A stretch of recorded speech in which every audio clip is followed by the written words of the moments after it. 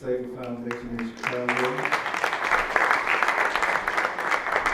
Mr. Brian Ferguson, Director of the Mayor's Office on Returning Citizens Affairs, Washington, D.C. Ms. Cara Gost, Director of Strategic Initiative, the Citizen Project.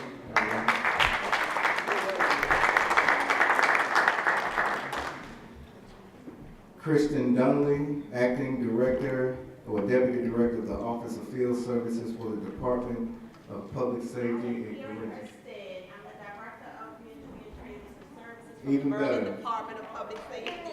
All right. Mr. Yusef Salim, of the Central Park 5, is he available?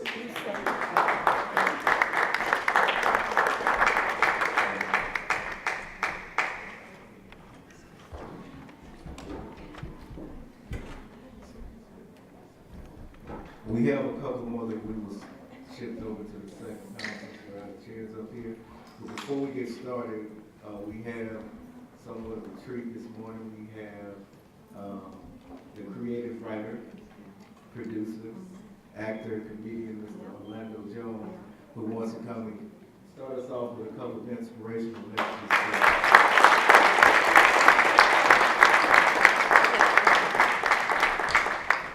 Morning, everybody. Morning, everyone. Good. Excellent. We all good? Yes. All right. Good. Wonderful. Thank you guys for having me. And I want to begin by saying it's a bit of an honor to be here because obviously you don't expect people in my line of work to find themselves discussing such an important issue.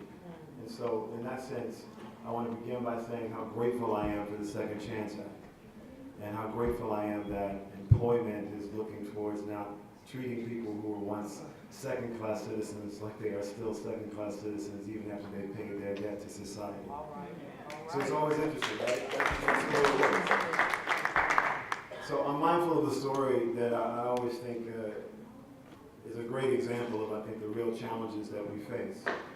So I was getting ready to go to work one morning, and I've been sitting at a park bench just sort of reflecting, reading through. My grandmother used to make me do things like sit and read the Bible before I go to work so I could get my mind right, as she'd say.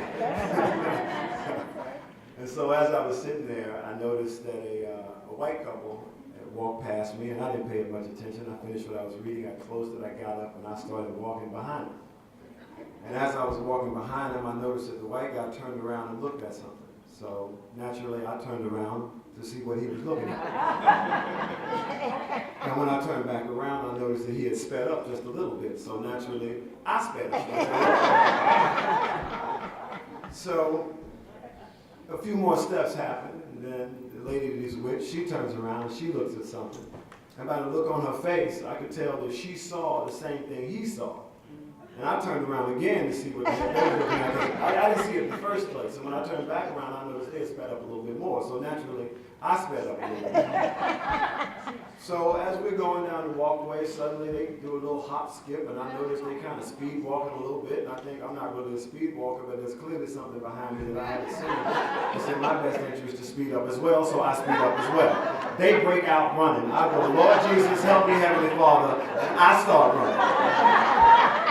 So my first thought is that I should run up to them and ask, why are we running? So that's what I did. So finally I say, ma'am, excuse me, miss, why are we running? And she says, we are running from you. And she takes off. And the guy had just completely left. He never stopped at all. He left her behind to die, I guess. To die. But I said, how could you possibly be running from me? I thought there was something dangerous. I thought you saw somebody with a gun or something behind me. I'm not a thug-ass black dude. I'm just a black dude. So perception's a funny thing, isn't it? I'm a man going to work. On the one day I'm doing right, I am reading the Bible. I do not claim to be a saint. But on this day, I'm suddenly face to face with a reality that I am no different than a man who's been incarcerated, I'm no different than any other man. Suddenly I'm face to face with my humanity. And as soon as we can get companies to stop talking about the killing going on in Chicago and start talking about the businesses that are moving into Chicago, as soon as Hollywood can change its perception of how it sees us and help tell stories that put all of us, not just blacks and whites, Latinos, Asians, transgender, disability. When you look at disability, that's 20% of the population. And how do we treat them? We give their jobs to able-bodied actors, and they give able-bodied actors awards for pretending to be disabled. Right. That's blackface. That's what I'm pretty sure. That's not a genius, but I'm pretty sure that's blackface. So the importance of this panel, the importance and the power and the poignancy of what you're talking about isn't just, oh, they're talking about incarceration again. It's really about life itself. It's about human rights. And so I thank you for this time to be able to talk about this and to open up this panel to your distinguished guest, and I hope you'll have me back here again soon. And I want to end with one final thought. I was on a panel earlier this week with Congressman Johnson from Georgia, and we were talking about Hollywood and diversity and how important that is.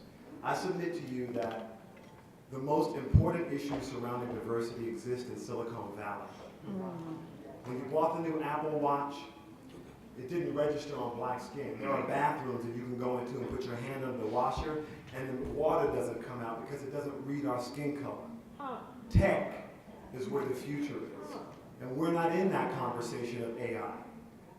Our language, the language that we have cultivated into pop culture, all of us, is a part of the culture of this country.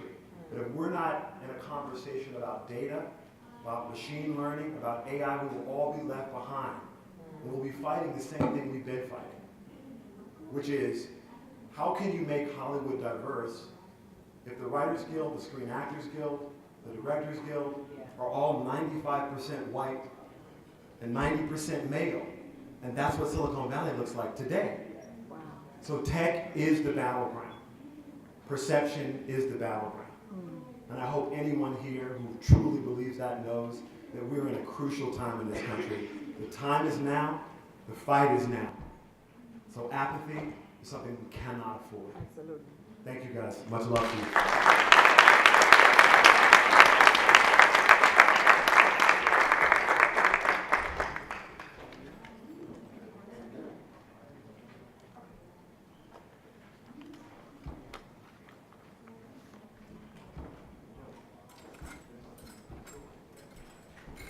So thank you guys so much. Wasn't that wonderful?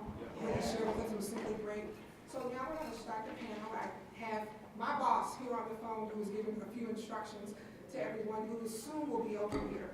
So if we can start the panel off really quickly, and then our great moderator is going to come up and tell you Mr. Victor Dixon from the Safer Foundation, who will then take us on our ride. Thank you so much.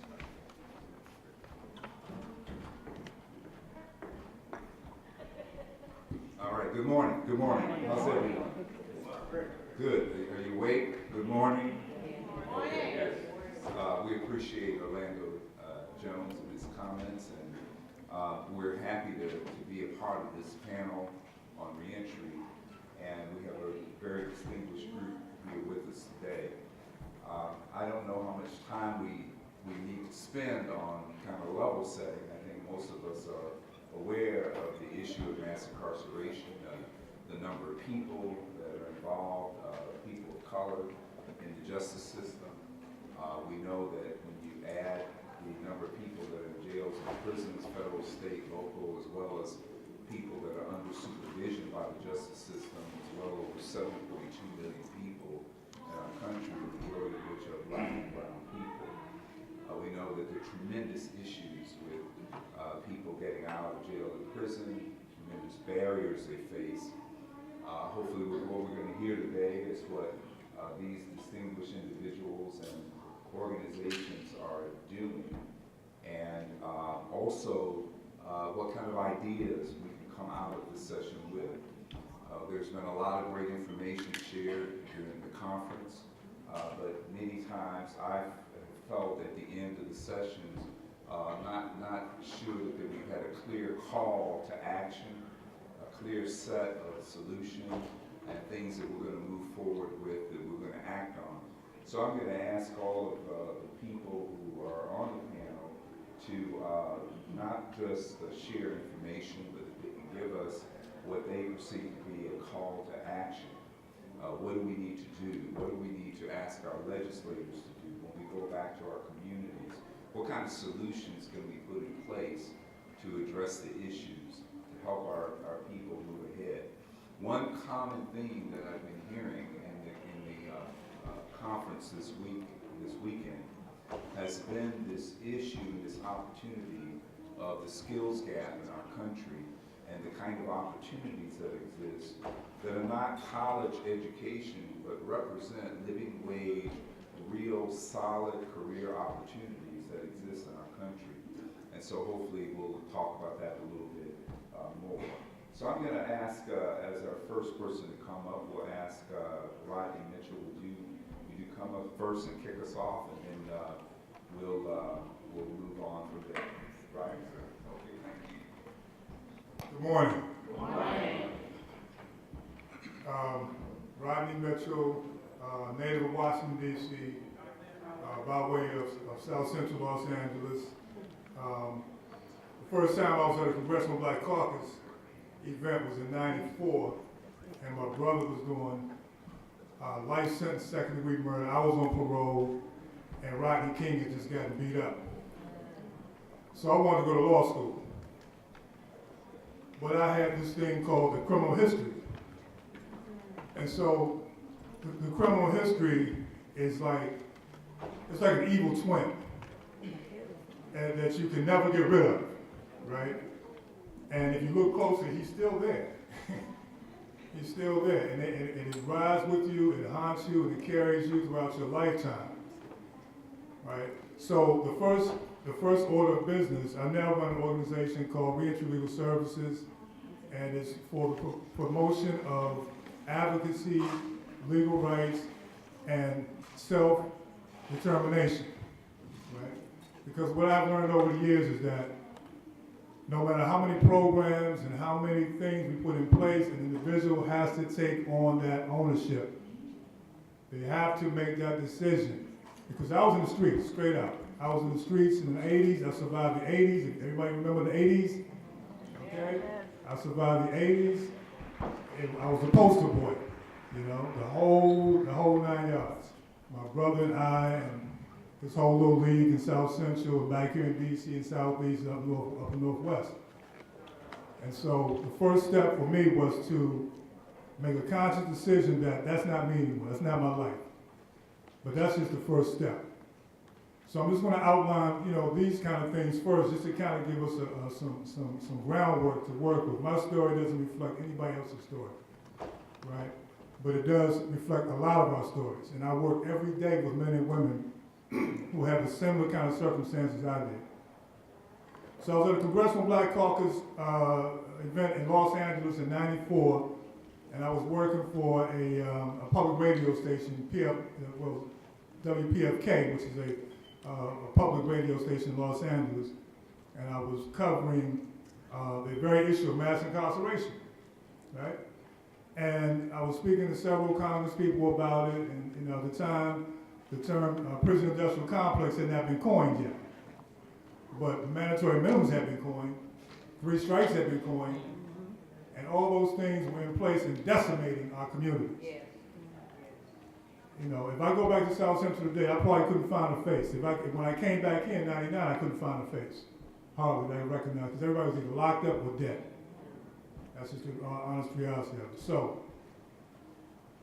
the first thing that I would put out as a charge, if you have a loved one, if you have a family member, if you have someone close to you who finds themselves in these kind of circumstances, you have to look them directly in the eye and find out where they are. Because you can't play games with this. I work with the federal courts every other Wednesday doing a men's group. These are men who are coming fresh home from the federal penitentiary, a support group. And that's the first question I ask. You know, we're not going to play games. If you're a career criminal or self-proclaimed gangster, you're in the wrong classroom. This is for men who are trying to come home and be real about this thing, because it's hard work. And the odds are stacked against you, period. Okay, it took me 26 years, and that evil twin is still there. Let me run out here and try to get a job with Target. Or let me run out here and try to get a job with, no matter what, retail. That question's gonna come up. 26 years later, with a law degree, barred in Washington, D.C., clean record for 26 years, doesn't matter. The brother talked about who was here earlier. Okay, so we're here to talk about solutions. So throughout my career, what I have found that works is that first self-commitment. If you have an opportunity, if you own a business, if you are a manager of a business, if you are operating a business, that's the first step. These men and women need opportunities. They need that first break. They need that very first break. Okay, so they need to have someone in their corner that's behind the scenes championing the cause of reintegration and employment. Because the reality is that the stigma and the discrimination that we face, not just as criminals, but as black men, compounds the issue. There was a study that came out of New York that said a white guy with a criminal history is more likely to get a job than a black man without a criminal history. Okay? So we're talking about compounding issues here, right? So that'll be the first charge, to make sure that you're doing everything in your ability to open a door, to make sure there's a pathway for success. The second thing is to make sure there are legal remedies in place. In D.C., we have passed legislation, Second Chance Act, ban the box, in the city government as well as in the public sector, private sector. Is that an end-all be-all? Not at all, but it's a start, right? These are very concrete things that you can go back to your communities and ask for. Ban the box, research it. It started with a group out in Oakland, California, and spread across the country. I think there's a federal bill being proposed now to do the same kind of thing. Besides that, there's the mobilization. These are all stuff we pull right from history, right? This is not nothing new. This is what I read about our forefathers and ancestors doing from the beginning. There was mobilization, there was legislation, there was practices. All these things have to combine to have that perfect storm to make sure that our people have opportunities. Because I can tell you, there's no room for apathy, as the brother stated before. We're in a fight for our lives. I work with this population every day. And every day I can tell you that they are earnestly trying to get ahead, but they need our help. They need our help in so many ways. So I'm not going to take up the entire of my time, but I just wanted to greet you. I'm glad to be back here in this capacity now. I never knew in '94 I would be standing at the podium talking to people about anything. But here I am, through the grace, right? Right. And so we have an opportunity and we have an obligation to make sure that our people have every opportunity to get ahead. Nobody, Superman ain't coming for us. We're on our own. We're out here. So we have to make sure we understand all the different elements that go into making this successful. Thank you very much.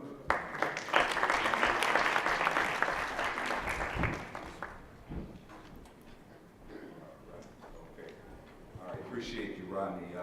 You know, we are honored to have Congressman Dana K. Davis, my congressman. The congressman. Yes, sir. And, you know, it's really interesting. A lot of people know Congressman Davis, but you know him from a distance.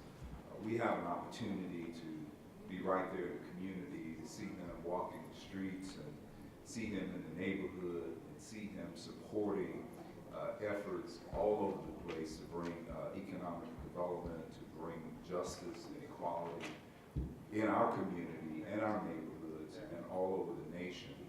And so it is an absolute honor for us to have the opportunity. I consider it just a tremendous honor anytime to just be in the room with him, with the history that he has, the knowledge he has, and the effectiveness that he's had. I'm going to talk about our organization, and much of our success is because of the advocacy of Congressman Davis on our behalf. And so I'd like for you all to just give this great man, not just a great congressman, a great citizen, a great American, but a great man of God, give him the honor that he's due. Why don't you just stand with me and welcome Congressman Dan K.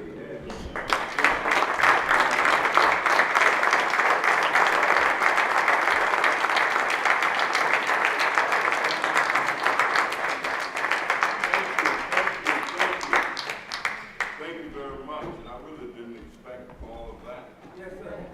But I guess the Deserved all that. foundation just got $4.5 million in a grant. Say what you want to say. I don't see my co-partner here yet, but I'm sure he's coming, just as all of us were just stirred to a tremendous amount of inspiration at the prayer breakfast. Bishop Blake just lit us up, and all of the other people who were there just lit us up. I think today we can be a little bit more relaxed than we usually are, because for many years we're always run out of this building before we get through. And one year we actually moved across to the church. That's right. Because we didn't get through. And that was because the president was expected a little later on, and they had to get everybody out so they could sweep the room. I don't think we have that problem.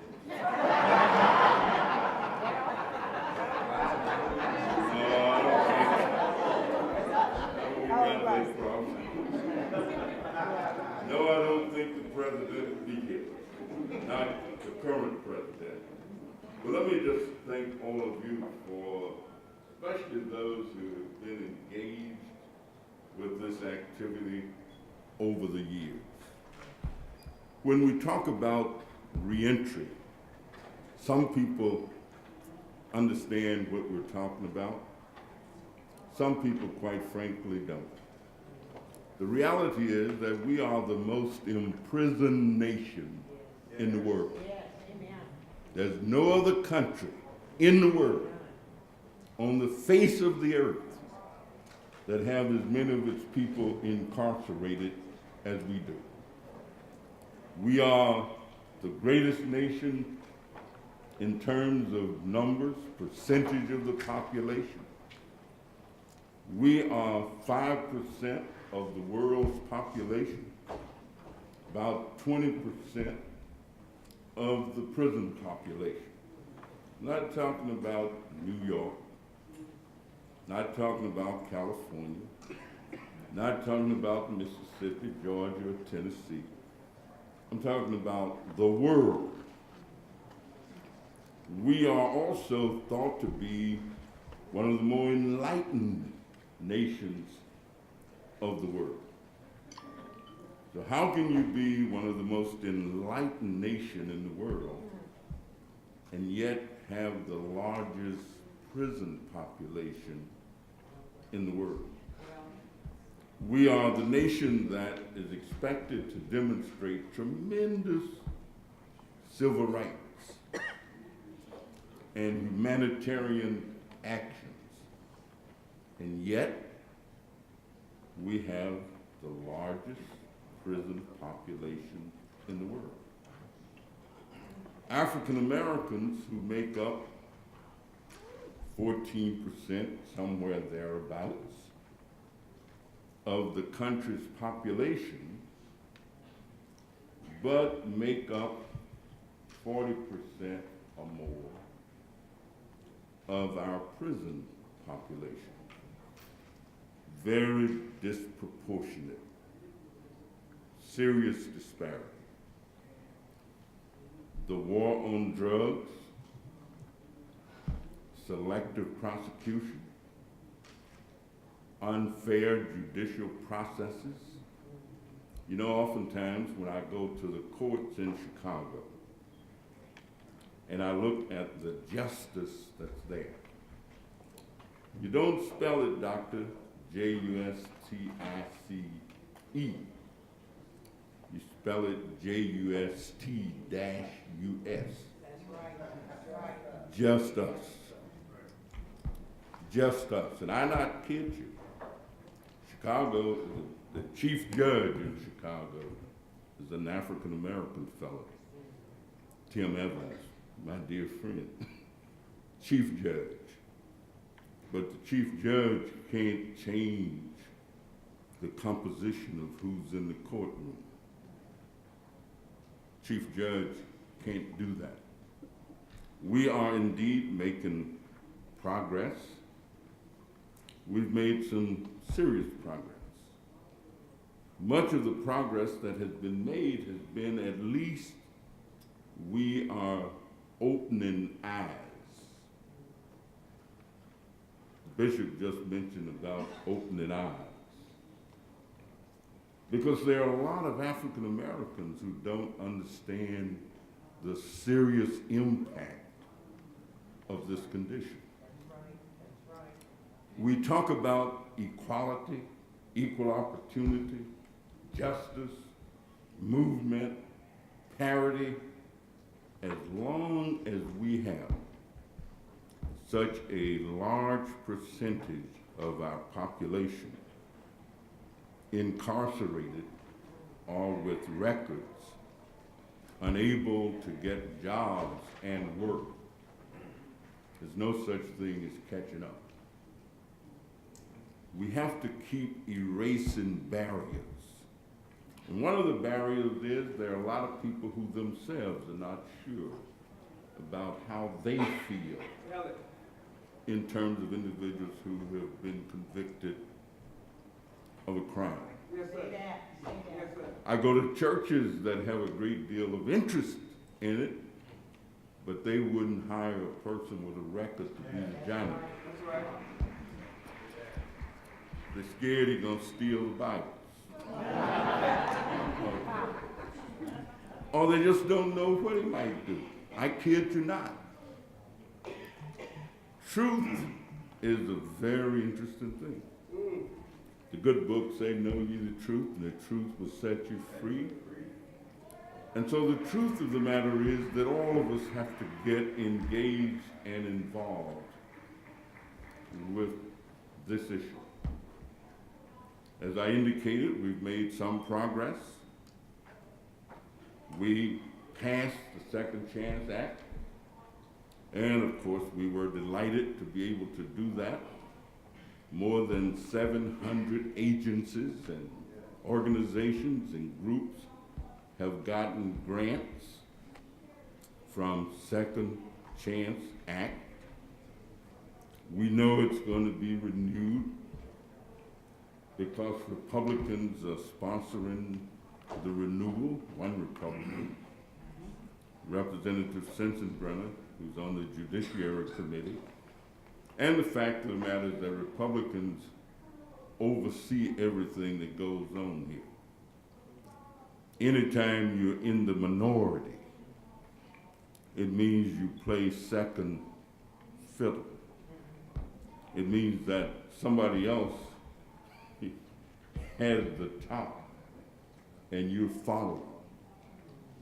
But advocacy has proven itself to work over and over and over and over again.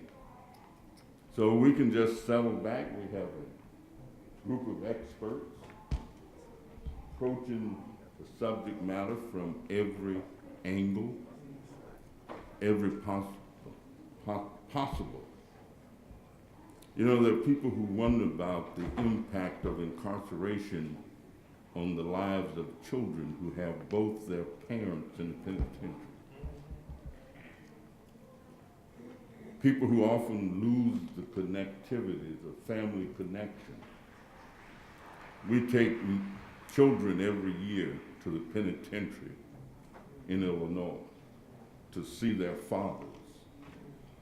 And last year we had an experience where the guy was just sitting there whining and crying and talking to one of my staff people, and she asked me if I would go over and try to, you know, soothe him a little bit. So we sat down at a table and we were talking, and all of a sudden a 6-foot-tall young fellow came up, put his hand on his shoulder and said, "Dad, I'm here." but they hadn't seen each other for 8 years. And so they did not recognize each other. It had been 8 years since the father had seen his son, and 8 years since the son had seen the father. And they just didn't look the same way that they did 8 years ago. And that is a major problem.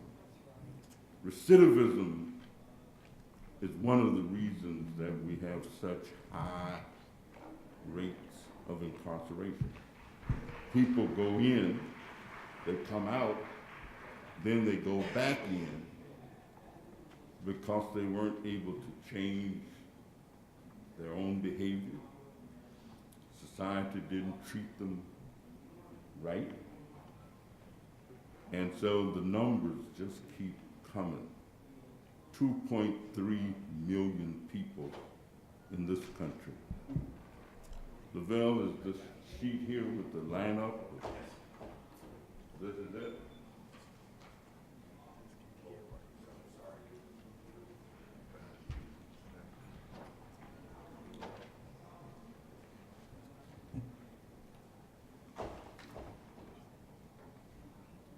You know, we were delighted to see all of you in the room while the rest of us was over there eating breakfast.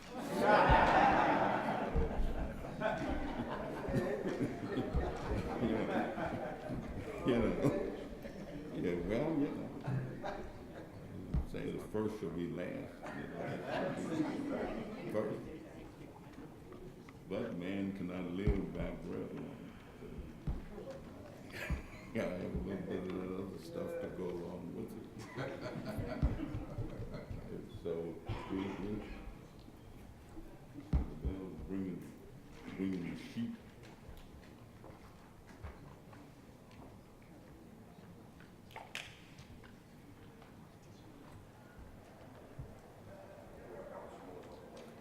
Pardon? They're on the way. All right, well, I'll tell you what, let's get the show on the road. Why don't you come on and introduce yourself and take it away and get us going. Okay, thank you. All right.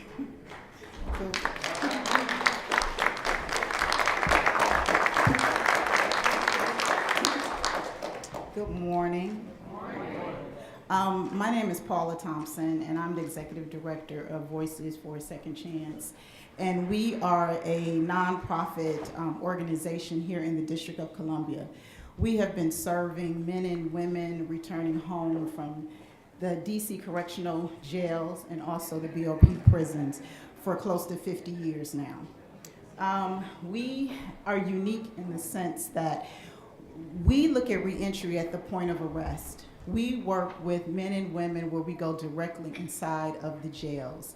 We start what we call case management at that stage. We see men and women call on us, their families call on us to meet with them, to see where they are with their stages. Let me just tell you the kind of clients that we serve, because we don't call them inmates when we see them, but they're clients. And they could be taking their children to school and they can be arrested. They can be going to work and be arrested. They can be violated in their homes and be arrested.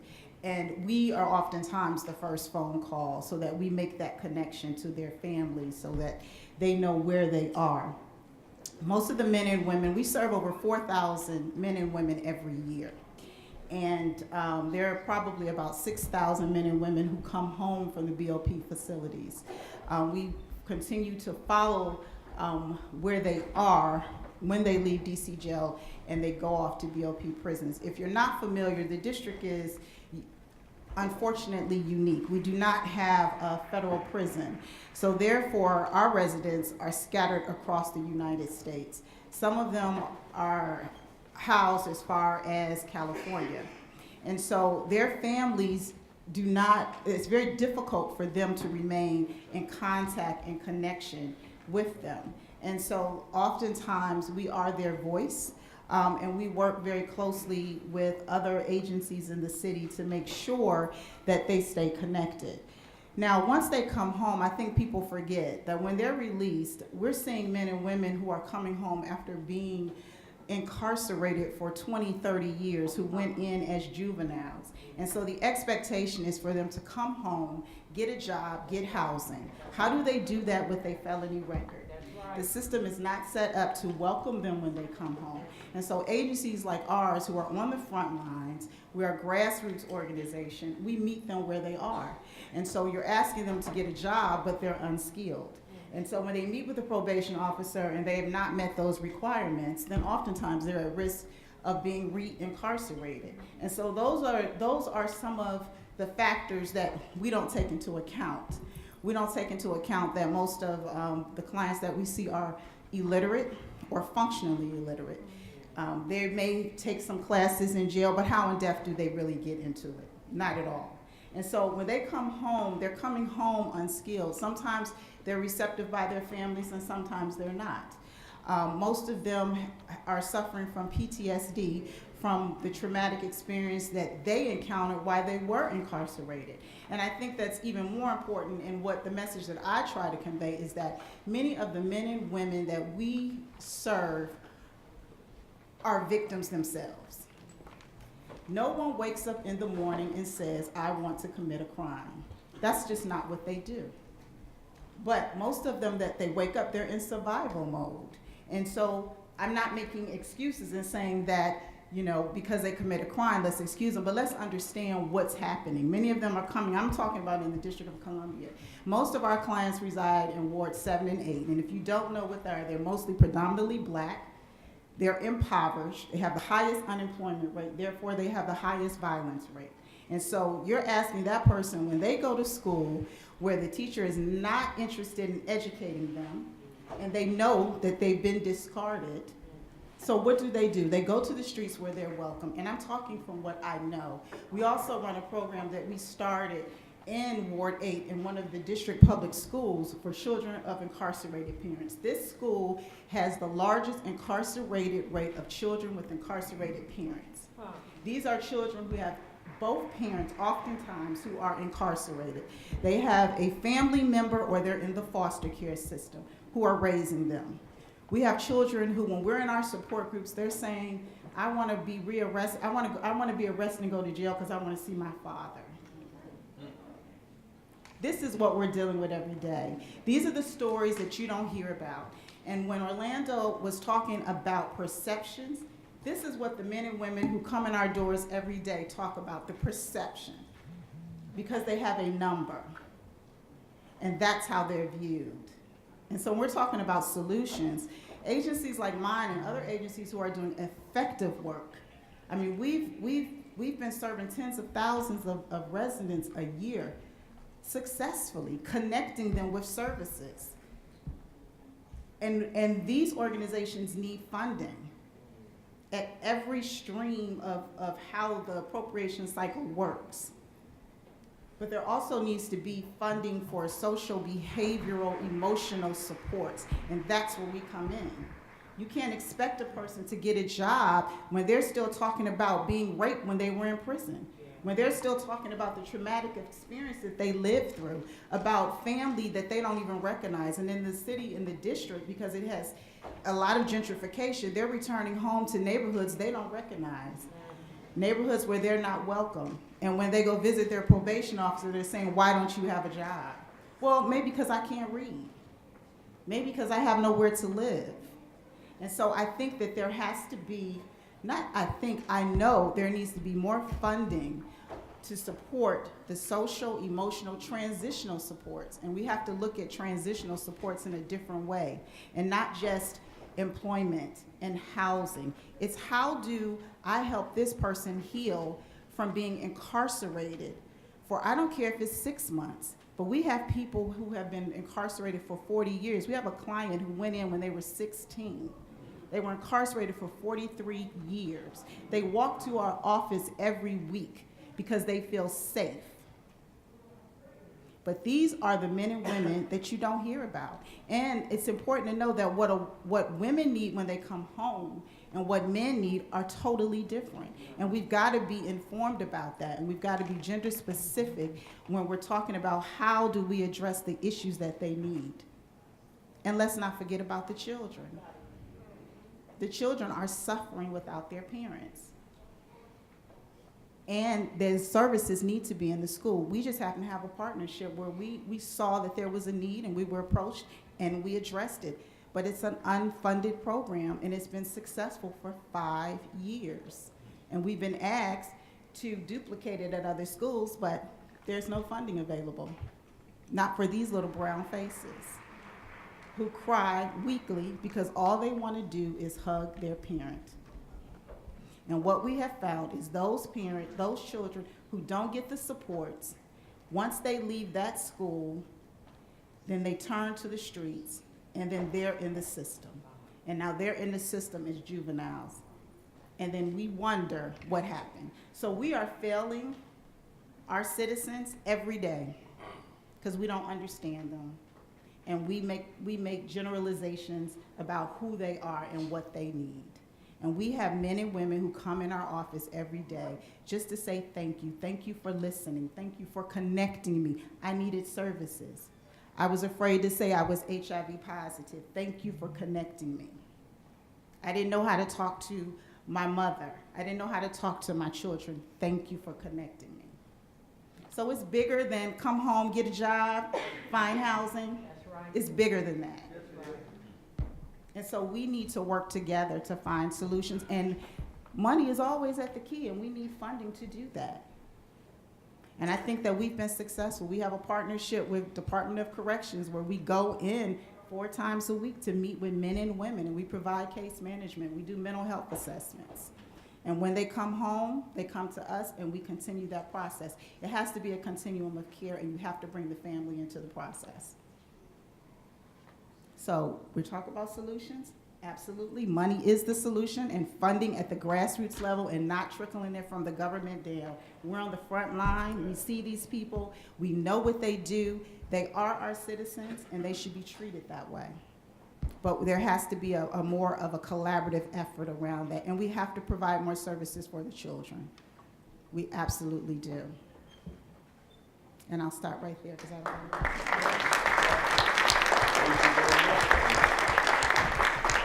You stop right at a point. You know, when you say you need money, I mean, there are people who suggest that money is the root of all evil. But the absence of money produces another kind of sickness called poverty. The country right now is $20 trillion in debt. So everybody make decisions on the basis of what their priorities are. Yes. And so there are people who come to Congress. They've told people when they were running that they were going to help reduce the debt. I mean, that's what they run on. Because citizens oftentimes like to hear that. I've never seen a citizen yet that you could tell them, look, elect me, and I'm going to raise your taxes and charge more money to you. They don't want to hear. None of us want to hear. But we have to reach the point where you know that you can't get the rain without the thunder and the lightning. Come on. Okay, now, go ahead. That you can't have the crops without first, as Frederick Douglass would say, plowing up the ground. One of the things he suggested that he knew if he didn't know anything else, and in this world, you may not get everything that you pay for. But the flip side of that is you must pay for everything that you get. And if you don't pay one way, you will pay another way. And that's why it's so important So when my colleagues come here saying that they came to reduce the debt, I tell them there's only two ways to reduce the debt. One, you can stop spending as much as you're spending. Or you can generate some more money, some more revenue.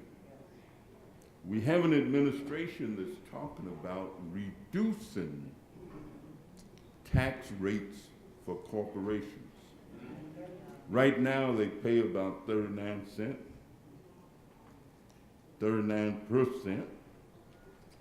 and the president wants to reduce them down to 15%. That's going to take a lot of money out of anybody's budget, unless you replace it with something else. And they don't mind replacing it. They say, look, let's cut food stamps. Yeah, food stamps. The most disadvantaged folks around who can't get anything to eat unless they got some food stamps. They said, well, let's cut that. Let's cut the low-income energy assistance program. If you live in Chicago, and we've been fortunate, but other places, you live in Detroit, you live in Minneapolis, let me tell you, the Hawk in the wintertime, if you've ever gone into people's homes who had no heat in January and February, and they're huddled up around a little electric heater or a little propane stove or something trying to heat. See, these are the realities of life. This isn't the newspaper version. This is the reality of what people have to cope with and try to cope with. And so for individuals to come and not receive the help that they need, then that puts them on track to go right back to where they've been. Because they often will tell you, I ain't gonna stop. I'm not gonna let my family freeze. And I'm sorry, Mr. Davis, but I don't know one other way to do it. That's crack and blow. Pills and thrills. And so you see them back on the corner. You know, I never will forget some guys trying to sell me some weed one day. Not really weed. Now, they were selling cocaine. And I just happened to be coming from church. And so the guy was saying, pills and thrills, hey, man, yeah. His buddy looked and he said, man, you don't know, that's Danny Davis, you know. He said, I wouldn't give a damn who it is. He said, if I got some money, I got what you need. If you want some. Some people who've been at this a long time, the Safer Foundation is one of the oldest organizations in the country that has been dealing with the issue of recidivism. They have a mammoth operation where they service hundreds of people, and I'd like to ask then Victor Dixon, who is the president of the Safer Foundation, if he would come.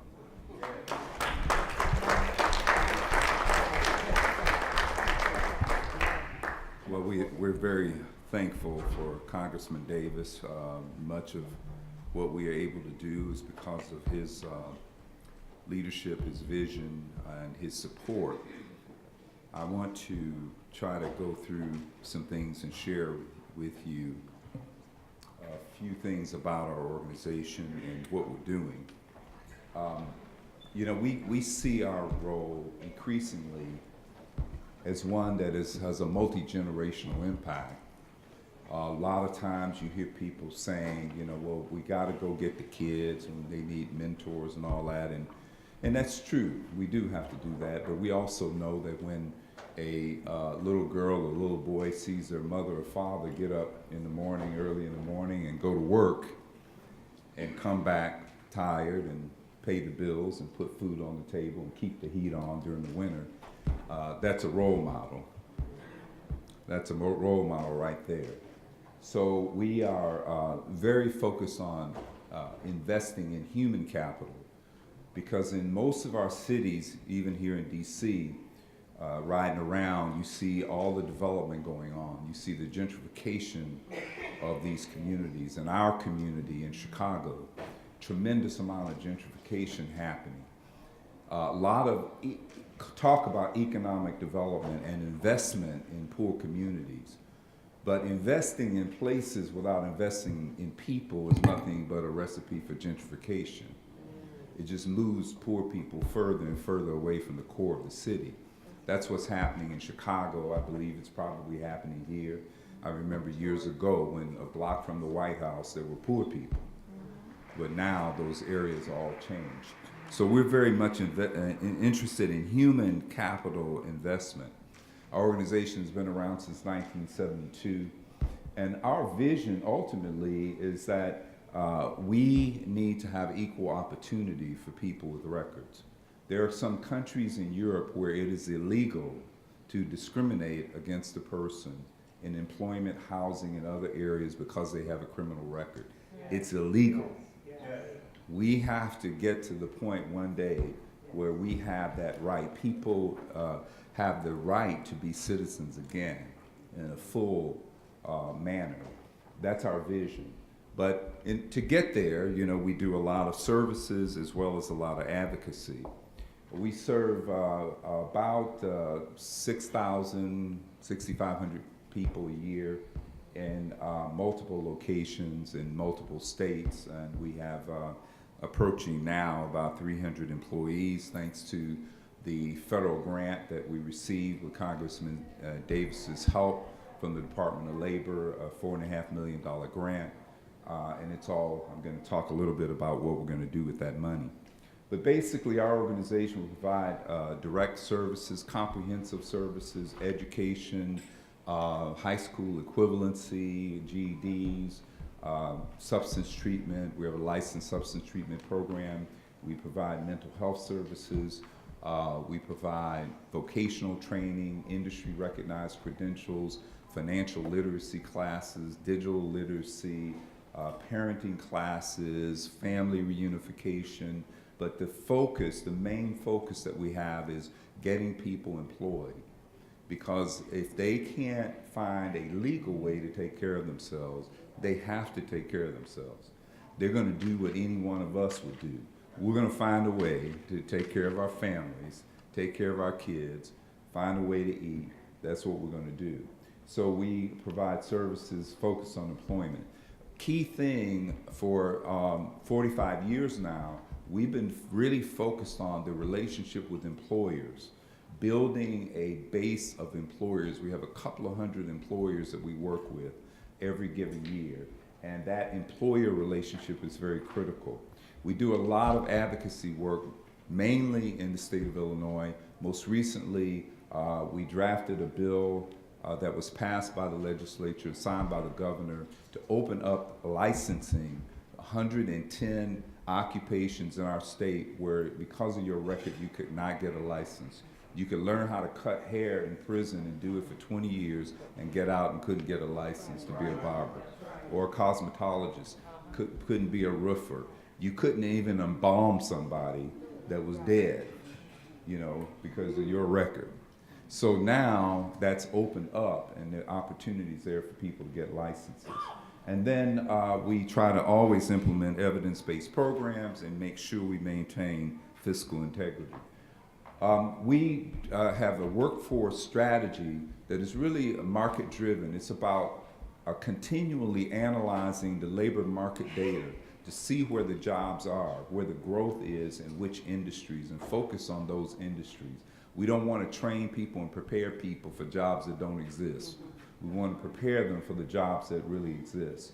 We want to work with companies. We work with them until they say to them, you tell us what you need, what the qualifications are for the people. We certainly work on soft skills, but we do a lot in terms of hard skill development. What credentials do they need? What certificates do they need? What licenses do they have to have? And basically, you know, we want to deliver what the employers need. We try to invest significantly in training. A few years ago, the Bureau of Labor Statistics put out a report that said 50 million people will retire between then and the year 2022. 2/3 of them work in living wage jobs that don't require college education. There are significant numbers of jobs that are well-paying jobs. Welders make over $100,000 a year. Construction workers, $75,000 a year. Manufacturing jobs, you know, starting at $40,000, $50,000 a year. There are a number of different occupations, and it varies by region, but if you can figure out who is out there that needs jobs filled, and what skills they need, then that's a very important part of what we want to do.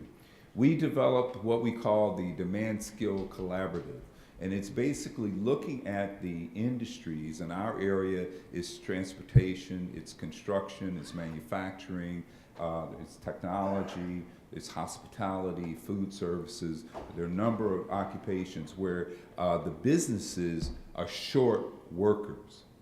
They want the workers to have certain credentials, but in many cases, these are living wage jobs. Most of the people who are incarcerated were poor before they were incarcerated. Their family gets poorer while they're incarcerated.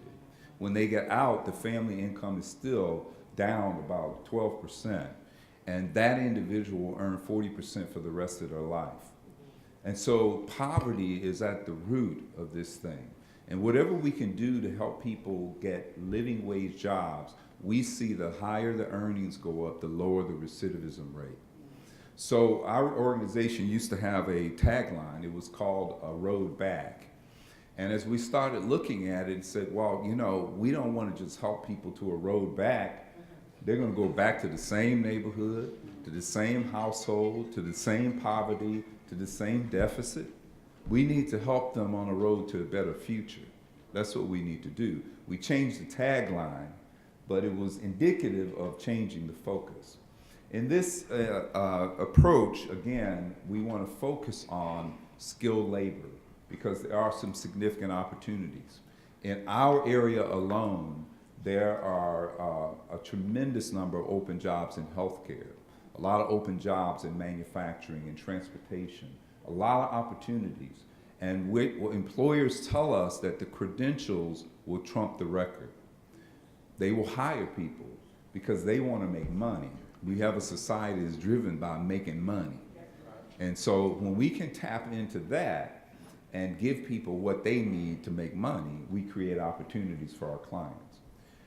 We started working several years ago. Here's an example of manufacturing, teaching people computer numeric control. Manufacturing now is not a dirty kind of situation. People are sitting there punching in codes into a computer to control the machines. So we've started teaching people. We've had over 150 people get their advanced manufacturing credentials, portable, stackable credentials. They can move anywhere in the country and do this work. It's recognized by the industry. They've been placed into jobs. And in our state, the recidivism rate on average is about 48%. But the people who have gotten into these jobs, that recidivism rate is only 12%. It's dropping significantly. The higher the wages go, the lower the recidivism rate.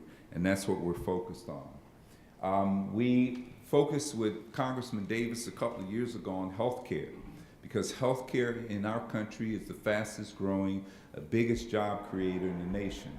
Over 5 million new jobs being created in healthcare. In our city alone, we have thousands of open healthcare jobs. So Congressman Davis and our organization, along with the National Employment Law Project, did a forum, and we invited all the major hospitals and healthcare systems in the city to come to talk to them about opening their door. And we really thought we were going to have to fight with them to open the door. And then we found out, we said, man, if we could get about 30 people hired just to crack the door open, we'd be happy. Then we met with the first company. They had 120 job openings. And the second company had 240 job openings. And it went on and on. We found out that there were thousands of open jobs. So we've been able to get 51 people placed into jobs. 98% of them are still working. Only a couple have dropped out. Some of them have gotten promoted. We said, well, you know, if we can start by getting them into food services and, you know, the porters, you know, the people that push people around to the operating room and janitors and all that, we said, man, we just opened the door. And they said, no, we need nurses, we need CNAs, we need medical technicians. We've had people now hired into all these different kind of positions. And the opportunity is there, and it's there all over the country. So we thank Congressman Davis because he opened that door for us to get into the healthcare industry.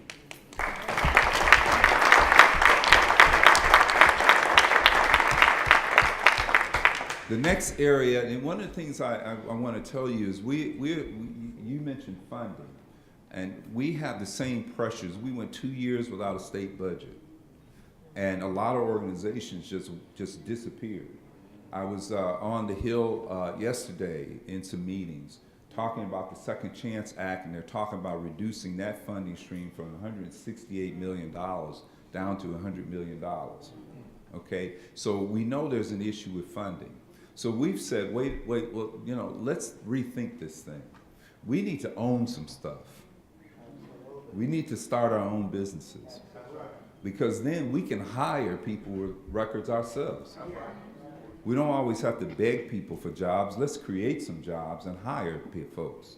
So we looked at our organization, all of our buildings, and we realized we were spending a lot of money repairing and doing things within our buildings. And we said, look, we've got all these men and women that have skills.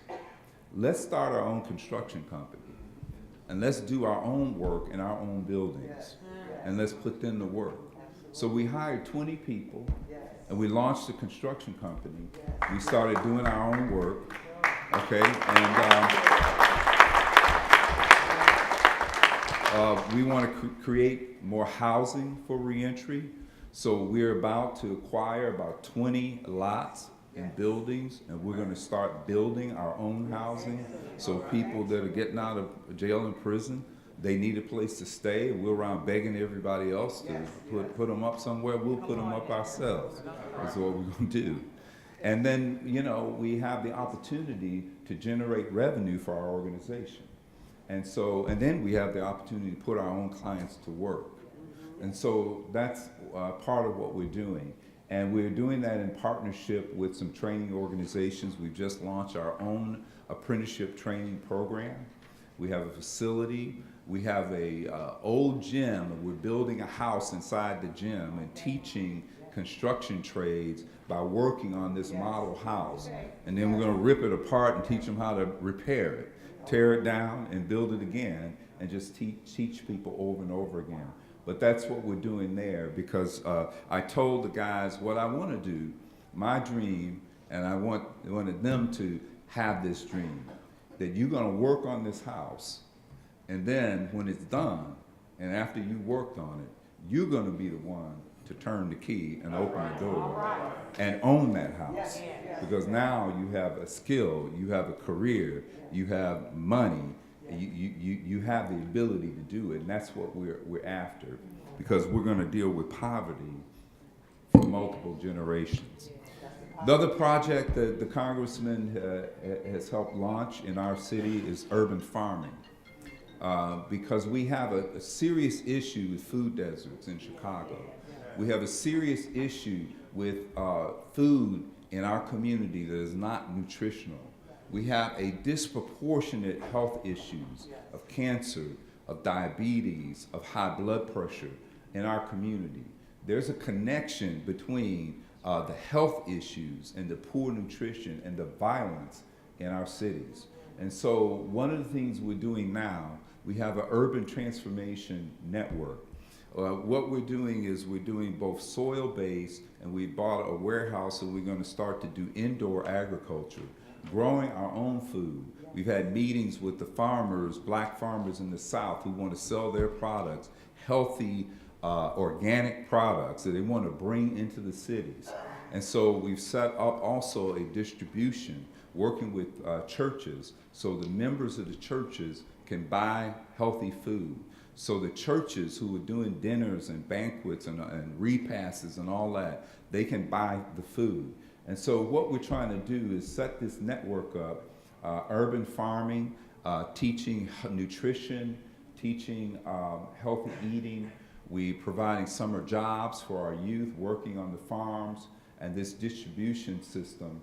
And hopefully when we get it all together working in Chicago, we can bring it to other cities as well, because the farmers in the South, the black farmers, they're trying to hold on to their farms. They want to sell their products, and they don't have access to a lot of the distribution networks. So that's a major initiative, and the congressman is right on the forefront, helping us get land, because what's happening is they're giving away the land in the city, they're giving away the empty lots, and the city's gentrifying.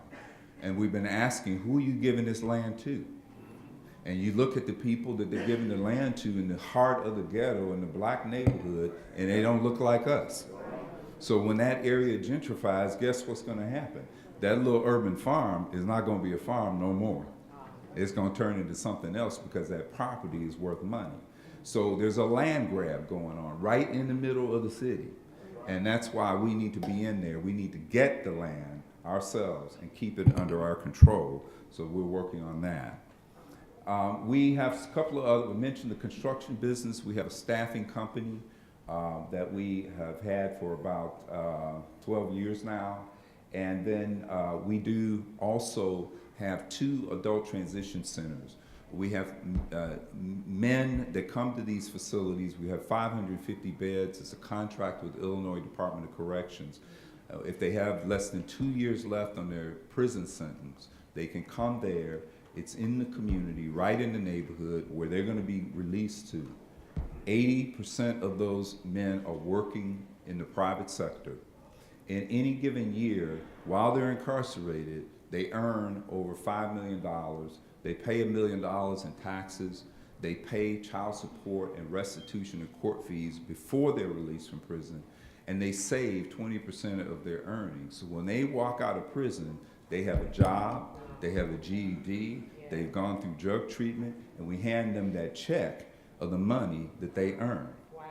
And it's so funny, because usually a lot of them will go out and buy a car, and they'll come back by and drive by and blow the horn and show everybody what they've done.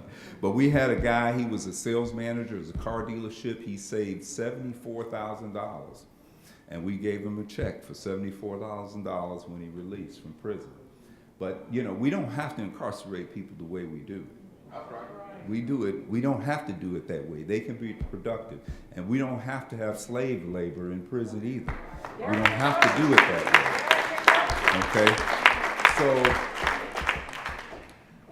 you know, the staffing company, we are the employer of record. A lot of companies want seasonal workers. So we have people that work for us, and they may move from company to company, but we can pay them and pay them benefits and all of that, and we do that as well. Our support comes from the federal government, the state government, from the city. We do have something I'm very excited about. We're working on a deal with the International Brotherhood of Electrical Workers. And they're going to put 10 of our clients into an electrician's pre-apprenticeship program.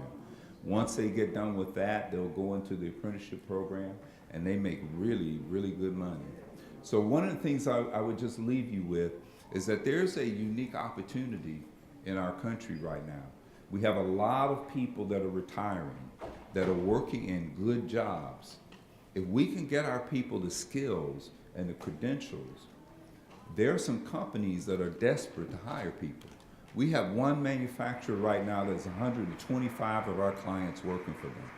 We have companies coming to us saying, one company said, we're opening a new distribution center. We need 75 forklift operators. Can you help us train the people to get into these jobs? We had someone come to us and said, look, we need junior software developers. They make $50,000 a year. No college education required. They hire 95% of the people that graduate from the class the week they graduate. There are 400,000 open jobs in the country. As of May, the graduates from school graduated only 60,000, so there's still 340,000 software development jobs open. That's something that we plan on doing.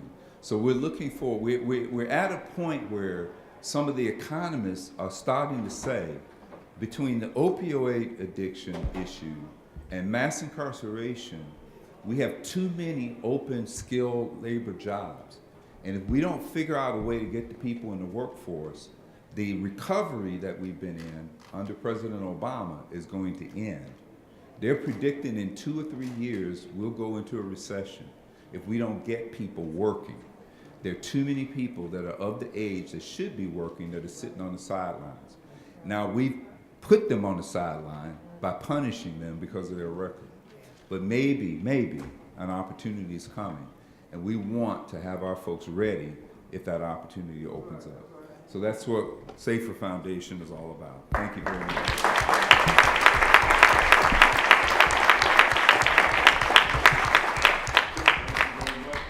Thank you, Victor. And one of the reasons I wanted Victor to talk a little bit is because I know the comprehensiveness of what they do. And one of the things that you learn if you are a social worker in terms of trying to interact and influence individuals, you also have to learn the individuals. It's amusing to me sometimes when people approach me and they want to be my bodyguard. I'm serious. And I be wanting to tell them, I probably would do better bodyguarding you through this community. Because the folks in the community know who I am.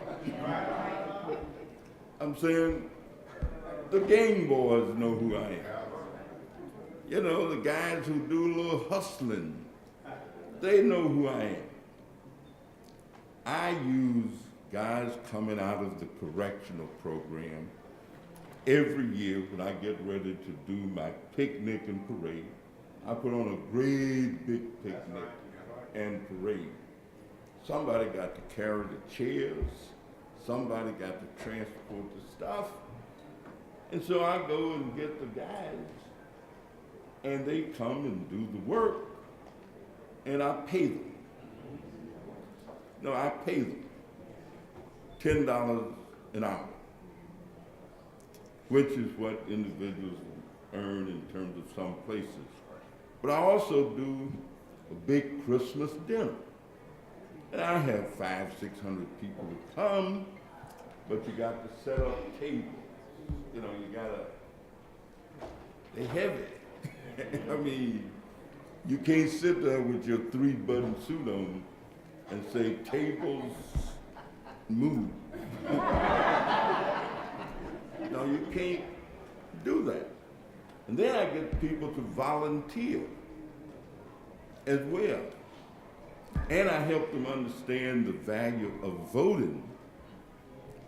I usually get in excess of 80% of the vote in my congressional district every time I run, whether it's in a primary or a general election. And I have one of the most fascinating congressional districts in terms of geography in America. I represent the Gold Coast. That's North Lakeshore Drive, Michigan Avenue, Water Tower Place. That's where individuals who are some of the wealthiest people in America live. That's where the folks who own the Hyatt hotels live. That's where people who have other corporate live. I also represent University City, where the University of Illinois at Chicago is located.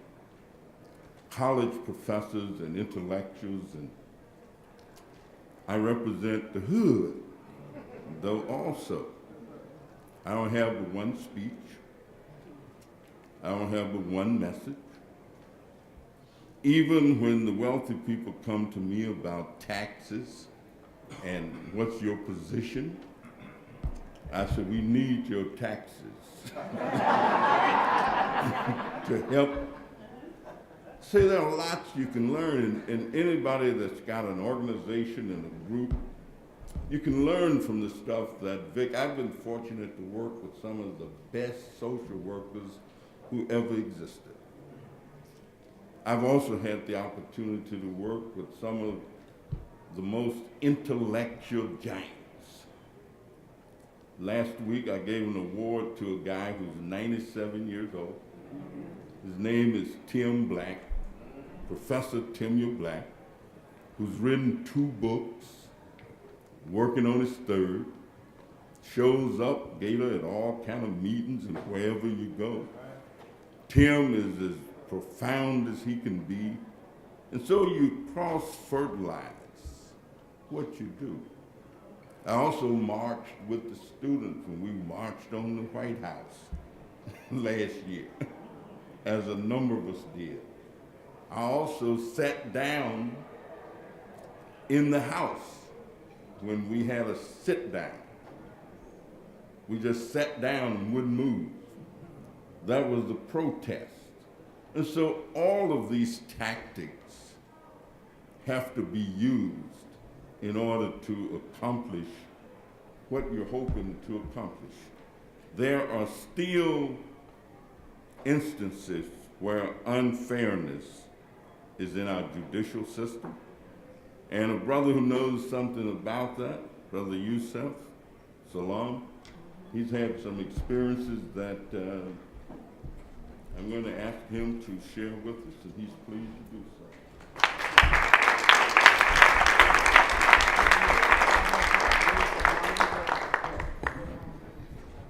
Greetings, family. I want to start with a number.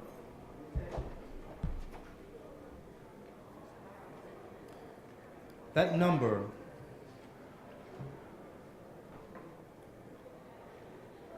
is 95A 1113. See, when I was in prison and I aged out of the youth facility, I was given this number. I didn't know what the number meant, but every time the officers came around and said on the count, we had to get up, say our number, before we could go back to doing what it was that we were occupying our time with. At that point, I was in a facility called Clinton Correctional Facility. And some of the people that were there told me that I was a political prisoner. And I didn't know what that meant either until I began to do time in that space differently. And the folks that I was mingling with, the folks that I had come in contact with, were members of the Black Panther Party, members of the Black Liberation Army. And one gentleman said to me, he said, do you know what your number signifies? And I said, no. And he says, well, it's a 3-part piece. In the first part, you have time. In the second part, you have position. And in the third part, you have you. I aged out of the youth facility on my 21st birthday. And they shaved my flat top off that I had grown to love and gave me a baldy. Wasn't used to it. Wasn't ready. And it wasn't a New York City baldy, you know, it had patches in it. I was being reintroduced into a new reality. Whew. Had to get over that real quick. In 1995, I turned 21. It was February, and it was the 27th day. 95A 1113 meant that I was the 1,113th person to enter the door, and it was February 27th of 1995. I looked around and I saw individuals with numbers on their breasts that read 94 something, 69 something, 72 something. I mean, some of these folks were there for longer than I had been alive. And I was blown away by this. But all throughout my prison term, I had a very interesting thing happen. All throughout, I was being introduced to different philosophies and different thoughts. And one piece of poetry that I always loved to share was from a guy named The Teacher. And his poem was very succinct, and what he said was, prison life, in many ways, can be likened to the womb. If the life inside becomes stillborn, the womb becomes the tomb.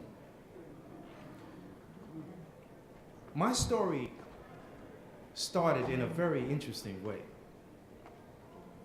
They changed the laws in the United States based off the Central Park jogger case. I'm one of the guys that they threw in prison, locked me up and threw away the key. I never forget, when I came home from prison, I had so many people that were trying to assist me in getting back and re-entering society and being a productive citizen.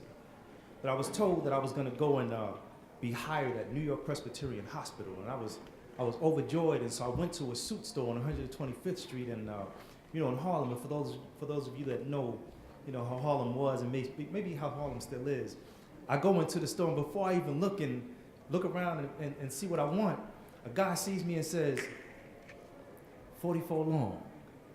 I said, damn, this is pretty cool. Okay, yeah. He says, come on with me. I'm gonna show you something.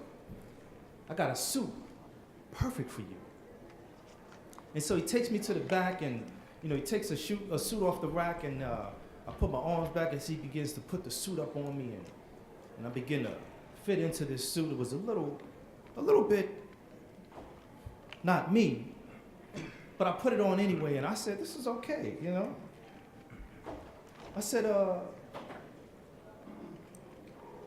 what kind of suit is this? Who makes this suit?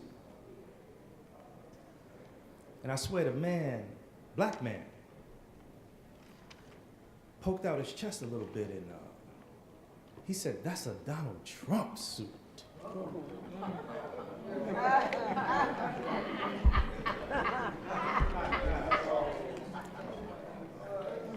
I threw the jacket off as if it was on fire.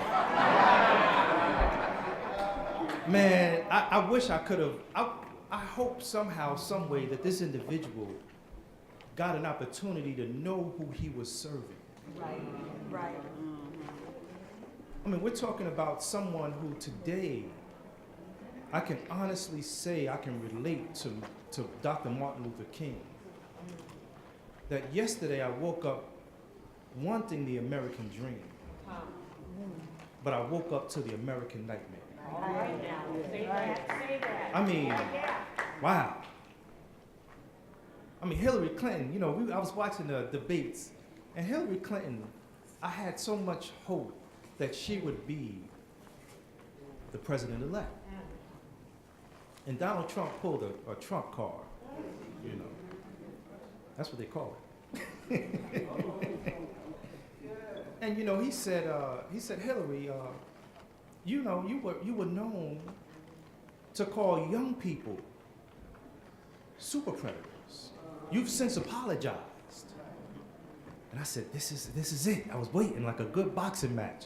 I was waiting for Hillary to say, but Donald, didn't you take out the full-page ad calling for the reinstatement of the death penalty specifically for some individuals who it was found that they didn't do the crime? Right. And she didn't hit him with that punch at that time. I mean, it was later on, and I was able to grace the stage just before LeBron James came out in Cleveland, Ohio.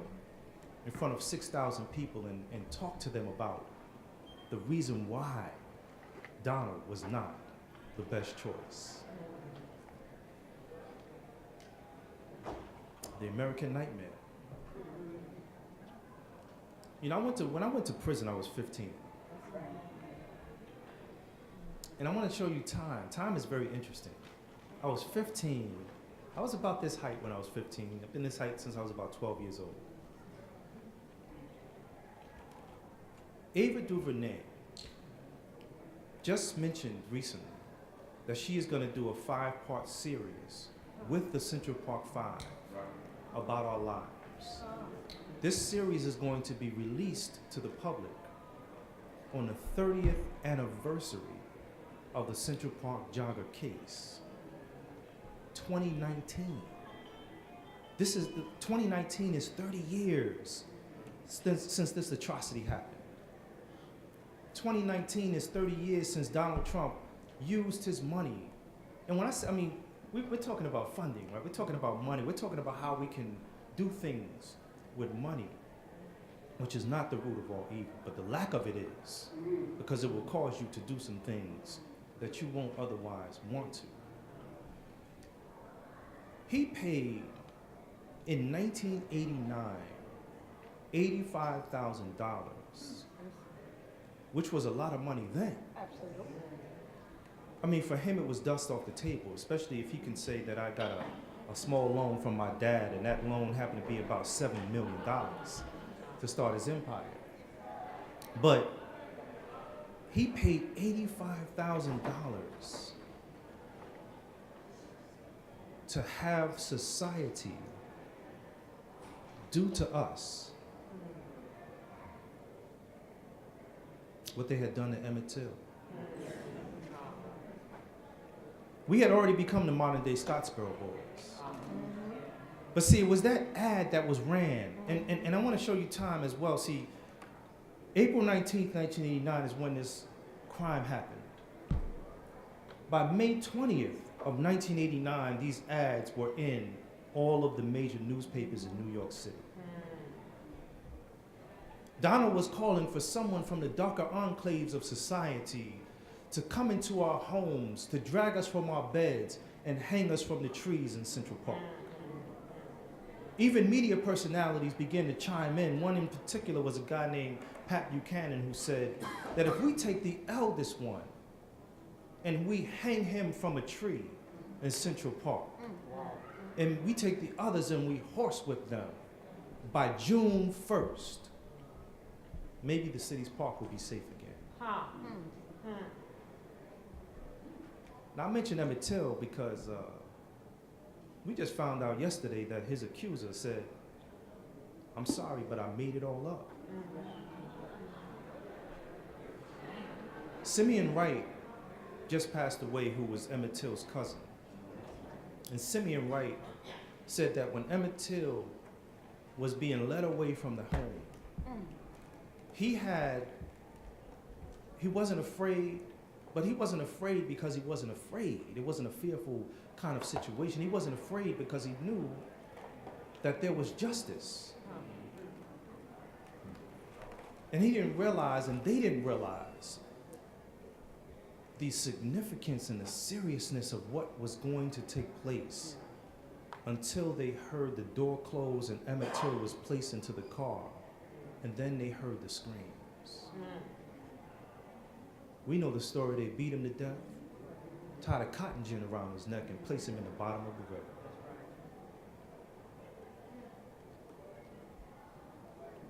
They try to do to us what they did to Emmett Till. But see, when I stand in front of folks today, they're looking at a man who refused. Because see, I mentioned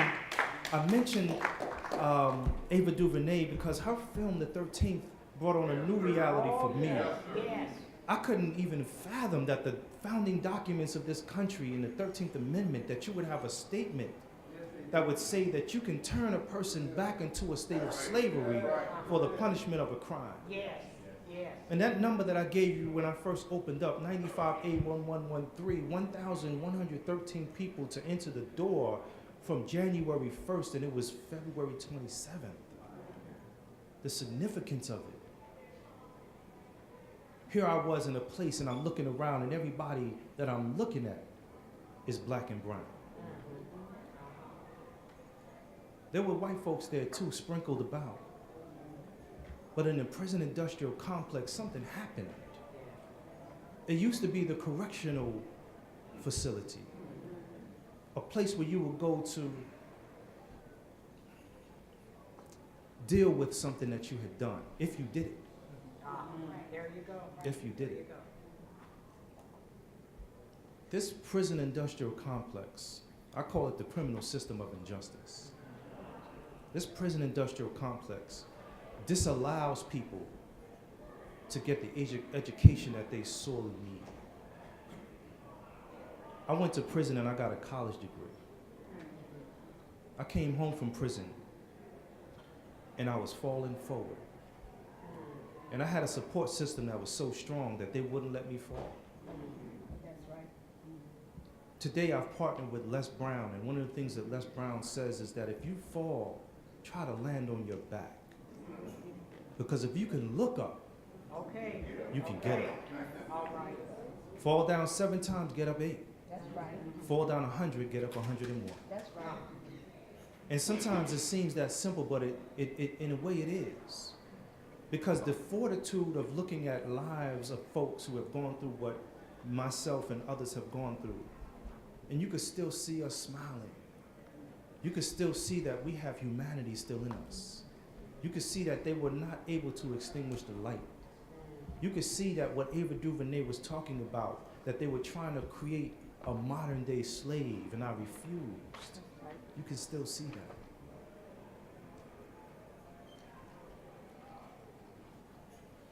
When we were in prison, one of the things that we used to write back to the world, we used to write our letters, and in the letters, we would always say, may this letter reach you mentally, spiritually, and physically okay. And when I got up to the correctional facility in Dannemora, Clinton, those Black Panther Party members and Black Liberation Army members said, you have to add a fourth component. And I said, okay. And they said, you have to add the word psychosocial. I said, psychosocial, what's that? And they said, well, psychosocial is the notion that you are seen as valuable in society. And so therefore you grow up feeling like you're worth something as opposed to feeling like you're worthless. It's seeing yourself as being of value so that you can become a productive member of the society that you're in, that you have a place, that you belong. And what happens when people return from the prison industrial complex, we're kind of shunned. I mean, it happened to me in a way, but my family were the ones that kind of surrounded me and blocked all of the things that could have possibly happened. I got jobs and lost jobs. I'll never forget, I got a job and it was in the construction industry. And if I could find this paper, I got my pink slip in the newspaper. It says, joggers, attacker gets the axe.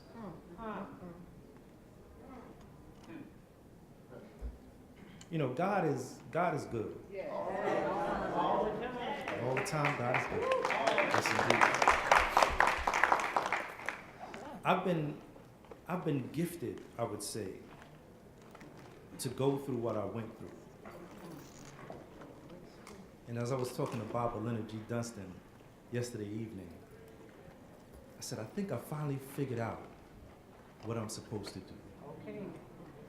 I'm supposed to be about the healing process. Because this thing that happened to me wasn't about me. They convicted me and they should have said, we're convicting you because of the color of your skin. Yeah. You're a little bit too dark for us. You got too much melanin in your skin. Yeah. And we know what that means. I didn't know what it meant until I was in there. And one of the things that I did while I was in there was that I wrote poetry. I wanted to be one of the youngest hip hop artists out there. got a rap application when I was 12 and walked out of ASCAP Records with it in my hands, and I got cold feet. I never filled it out. But while I was in prison, that same thing that I used when they sentenced me, that same style of rhyme and poetry that I used when they asked me if I had anything to say before they sentenced me, is what saved my life. And I put it all in this book. This is volume 1 of my book, Words of a Man. And I want to share with you something just before I leave the stage, or leave the podium. This poem that I recently wrote called Down. Racists aim at blacks to take them. Down the road with nooses, hang them. I cross downtown streets to shake them, like I'm on the court, pump fake them. Abusers of the rules all day them, complexion for protection, they them. Planned annihilation, slay them, silent screams of hatred, they them. Kill them all today, who us, them. Place no tag on toe, the nerve them. Potters filled with holes we destine. Awaken us today, who us, them. Reconstruct our play, we know them. Now from checkers, chess, we play them. Mastering the game, we made them. Bopping from the whip, we slay them. You know, this thing that they tried to do to me, they gave me the stage and I was 15 and I didn't know what it meant. But if you look back at those, the film and the depictions of myself, I would always walk into the courtroom with my head held up, ready for something. Ready for something. And what I think that thing is that revolution that we have inside of all of us. And as I leave you with this. The revolution will not be televised. Right.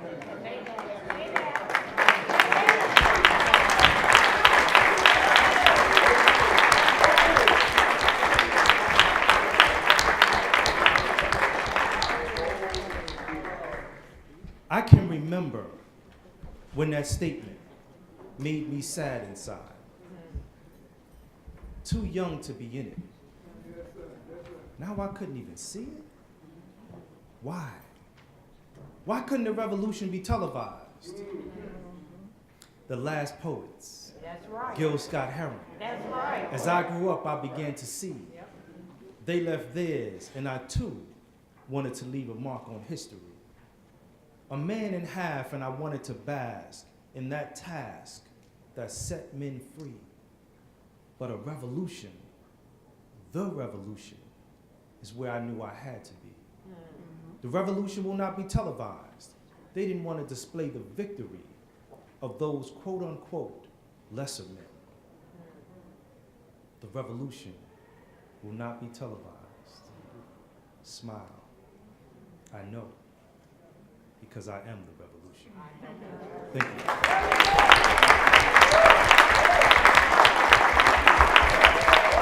Thank you. Thank you very much. Thank you very much.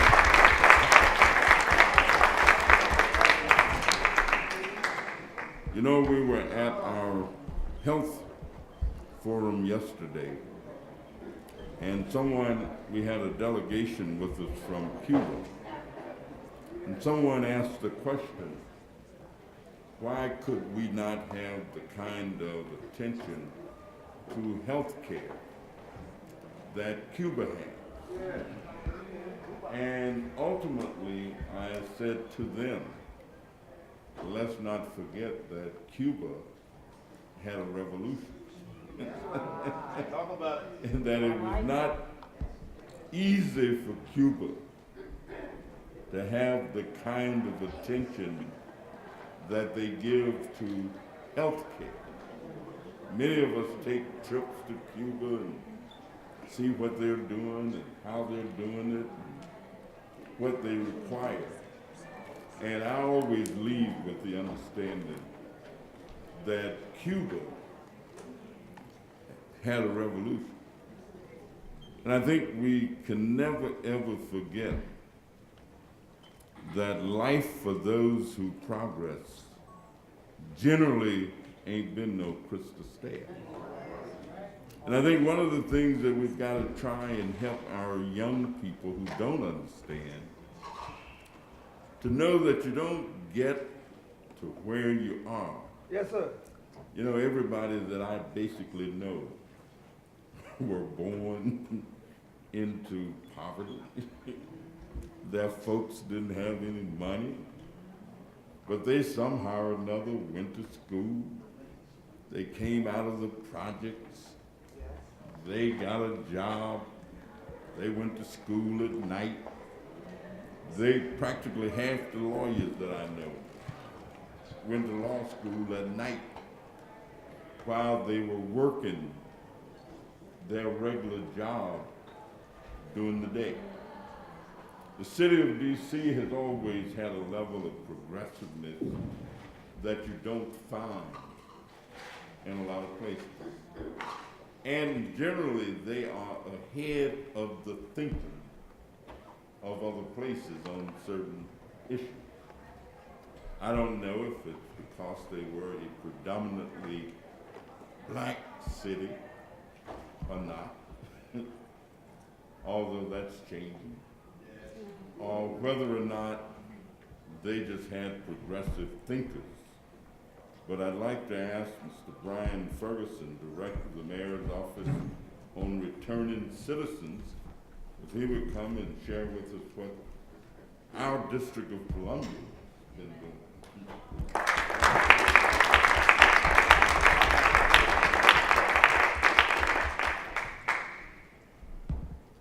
All right, good afternoon, everybody. Good afternoon.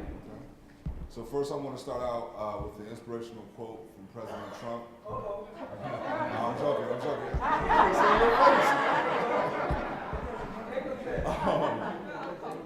So I was going to save this, for toward the end, but everybody's been sitting for a while, so I want to do a little exercise just to show everybody, kind of illustrate what recidivism is and what it looks like in this country. So can I get everybody to stand up, please?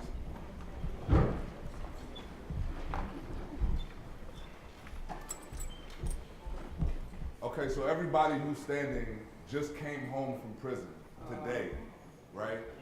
After 1 year, I need the middle section to sit down. After 1 year, all these people are back in jail. After 3 years, can I get this section to sit down?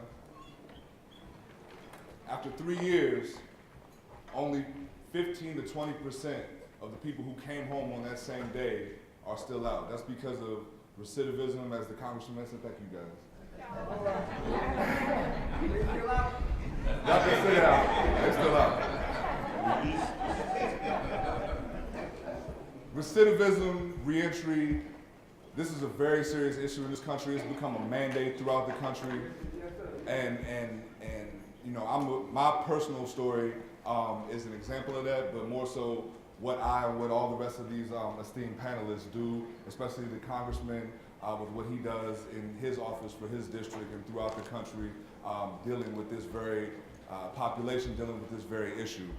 So just as a way of introduction again, my name is Brian Ferguson. I'm the Executive Director of the Mayor's Office on Returning Citizen Affairs, Mayor Bowser's Executive Office.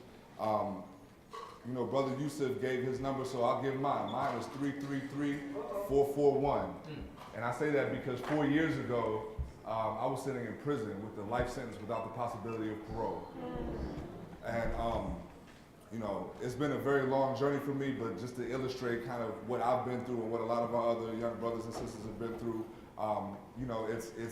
it's a story that has taken a very, very positive turn, but it's something that didn't need to happen. There's so much that doesn't need to happen that does constantly in this country. So I was not the average face of, and Brother Orlando said that he wasn't, some thug-ass black guy, right? I'm not the average face of, somebody giving that type of sentence. I was in college. I had a 4.0. I'd been accepted to law school. I had I thought everything lined up ahead of me. But in 2002, I was wrongfully convicted of a homicide I had nothing to do with and no knowledge of in rural West Virginia, and I was sentenced to life without the possibility of parole. And I said that twice because the judge made sure to say it 3 times. And yeah, and you know, at that point, I had no options. I went into prison and was given that number that I told you about earlier, and that's what stayed with me for the next 11 years. I did 11 years in the penitentiary every day, working with my lawyers and working with the law to try to get my case overturned and be able to come back home to my family. And during that time, I met some extremely good people. I met some people that had made terrible mistakes in their lives and who were doing time, a lot of times too much time, and we can talk about that. But beyond that, I met a lot of people who shouldn't have been there in the first place. And that's another issue that, you know, kind of gets swept under the rug, the amount of people who in this justice system are wrongfully convicted and serving sentences for something that that they had nothing to do with. I had the advantage of having an amazing legal team. I had one of the biggest law firms in the country take my case pro bono, which was something that really nobody else that I knew of, at least, had, you know, at their disposal. They put amazing attorneys on my case. So Eric Holder, the former Attorney General, was actually one of my attorneys until he got called to do kind of higher things. But even with that, and I stress the importance of how much support I had, even with that, it still took 11 years for me to get my case overturned and for me to eventually come home, but I did. And while my friends were, you know, moving on with their lives, some of them, unfortunately, were kind of in the drug game, and a lot of them ended up incarcerated themselves or even killed. Others of my friends, you know, were moving on through graduate school, starting careers and starting families. I was in a cell that was about 6 feet by 10 feet. And so when I came home, you know, I was extremely excited, and although I had the support system that a lot of people really need and that they don't have, I still struggled with trying to get a job, trying to do all of the things that are going to put me, as the mayor of DC likes to say, on that pathway to the middle class, right? A viable way to get back into society and to be a productive member of the community. And so what I did when I came home was started a nonprofit. Before that even, I started working for a homeless resource center where you know, we provided services to people that were homeless, a lot of whom were returning citizens. And returning citizens is a term that was coined pretty much in DC, and I think that it's very apt because citizen is the key word in there. Right? We want to make sure that people know that when they come home and they've served their debts to society, that they are full citizens. And a lot of that has to do with voting. A lot of that has to do with the opportunities that we're able to provide them, and really that we have a duty to provide them as people that work both in the government and outside. After I started a nonprofit, which with the mission of providing all the services and resources on an online application to returning citizens, I began working for the Office of Human Rights in Washington, D.C., where I manage the Ban the Box program, and I can talk about that a little bit later. But after about a year and a half of doing that, I was tapped by the mayor to be the new director of the Office of Returning Citizen Affairs in Washington, D.C.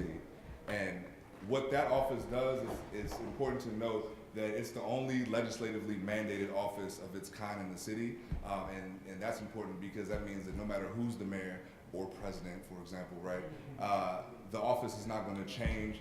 That the mission of the office is to provide critical information, advocacy, and connection to all of the many resources and services that exist in the district to the brothers and sisters that are coming home and trying to make their way, again, like I said, to gainful employment and having everything they need to survive.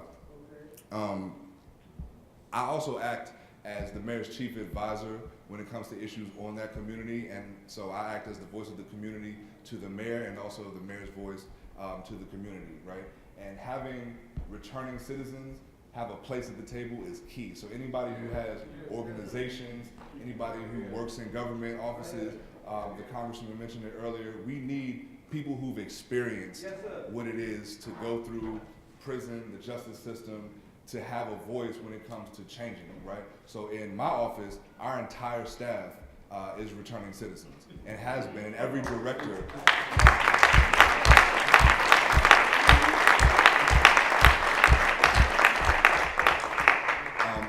and every director since the office was founded has been a returning citizen, including myself, including the first director of the Mayor's Office of Returning Citizen Affairs, Mr. Rodney Mitchell over here, who spoke to you earlier.